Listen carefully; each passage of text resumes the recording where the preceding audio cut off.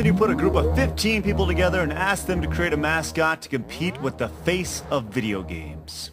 Sonic the Hedgehog. Since his breakthrough in 1991, he's been responsible for some of the best and worst games the world has ever seen. Whether it's a handheld, console, or even PC, we left no stone unturned in an attempt to find the classics and the absolute failures. Hey, I'm Stuttering Craig. And I'm Handsome Tom. For Screw Attack's best and worst Sonic games. Number 5. The game that started it all has to be in the top 5. The original Sonic was the signature game for the Genesis. A game so fast, Sega had to make up a fake marketing ploy. Wow, just look at all that animation. And blast processing, which makes him faster than ever. Before Knuckles, before Tails, before that weird alligator guy, there was just a hedgehog and an evil fat scientist who wanted to destroy the creatures of the forest. And it was awesome. Compared to what we were seeing on the NES at the time, Sega had every right to brag. Number 4. While not all handheld Sonic games have been that great, we gotta admit, the Sonic Advance series is pretty damn sweet. Why? It keeps the series at its roots, 2D, and it's fun and fast.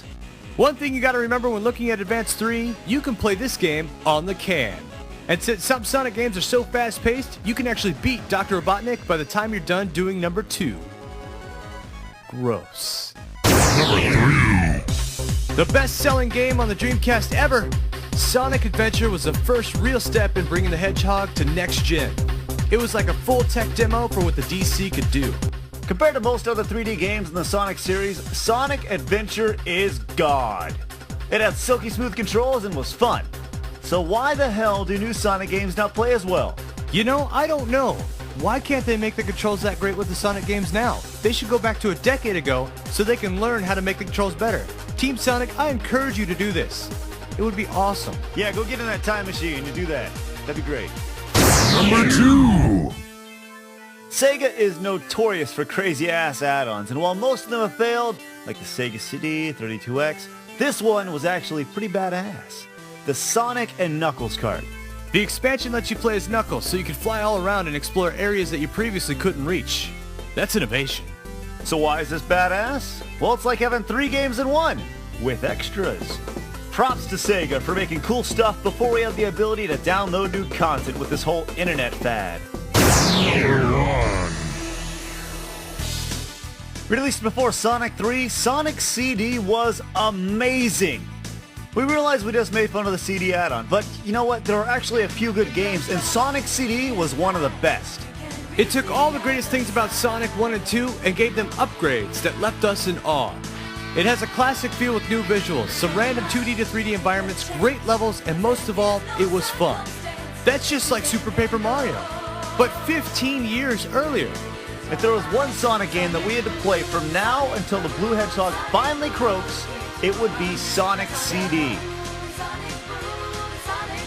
So you've seen the best, but what about the worst? There's a lot of them. Which one sucks the most? Let's find out. Number 5. Narrowing it down to only 5 crappy games in the Sonic series was tough, and it came down to 3D Blast and Sonic the Hedgehog for the 360. While both are infamous for their controls, we have to give the nod to 3D Blast. Why?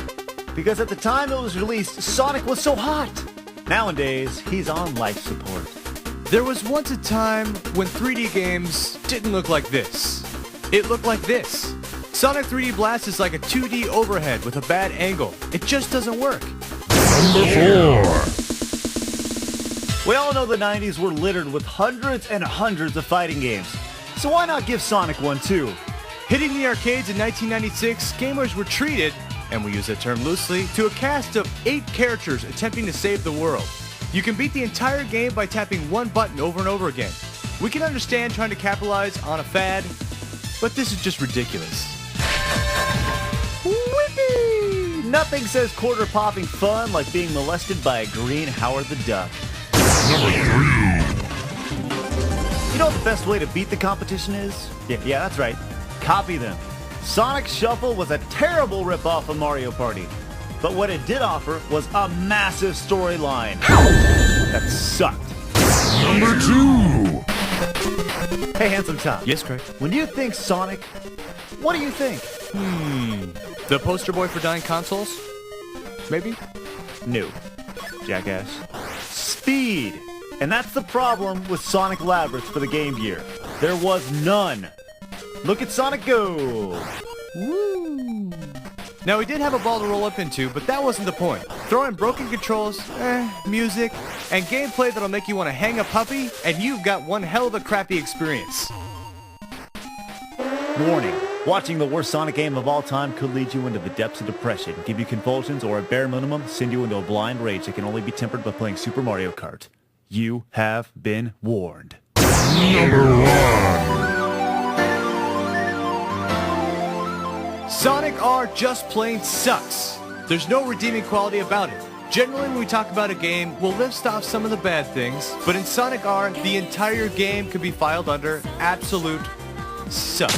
This is like a continuous punch to the balls over and over again. No. Not a punch. One of those little flicks that just barely hits you and hurts you twice as much. Not only will the graphics give you a migraine, what the hell is up with the music? Man, this makes me feel like racing.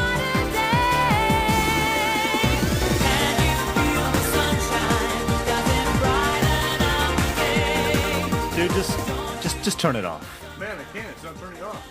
Why? Just turn it off, man. It's not working. Just turn it off. I can't. No!